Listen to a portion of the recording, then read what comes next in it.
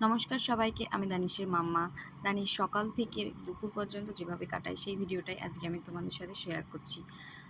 আশা করি তোমাদের জন্য এটা হেল্পফুল হবে। আর তোমাদের বেবিরাও সকাল থেকে সারাদিন কীভাবে কাটায় আমাকে জানিও অবশ্যই কমেন্টে। তো এখানেও ঘুমিয়েছিল, প্রায় 8টা বাজতে চললো, আমি তো উঠে পড়েছি। আর আমার ছেলে উঠেই ওর একটা ব্যাড হ্যাবিট আছে, ও যখন পাশে কাউকে না দেখে না, ও ওখান থেকে বেরিয়ে আসার চেষ্টা করে, ও বা উঠে বসে পড়ে বা পাশ বালিশটা ধরে দাঁড়িয়ে পড়ে। সেই জন্য কিন্তু আমি মশারিটাকে ভালোভাবে গুঁজে দিয়ে আসতাম। আর এদিকে আমি ওর খাবারটা গরম জলে সুজিটা নরম হওয়ার জন্য ভিজিয়ে রেখেছিলাম। তো সুজিটা খাওয়া হয়ে গেছে। ও সুজিটা খায় অ্যাপটামিল 2 এর সাথে।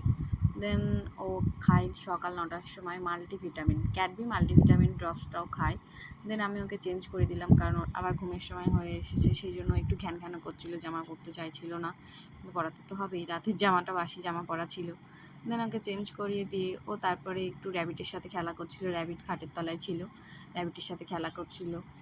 দেন ও একটু নিজের খেলনা নিয়ে নাড়াচাড়া করলো। বাচ্চারা তো, ওদের যে খেলাটা একবার খেলা হয়ে যায় ওদের সবসময় নতুন জিনিস দরকার, যে জিনিসটাকে ওদের পুরনো হয়ে যাবে সেটার দিকে তাকাবে না। দেন ও ঘুম থেকে উঠে এইভাবে একটু ব্রেস্ট ফিট করে নেয়।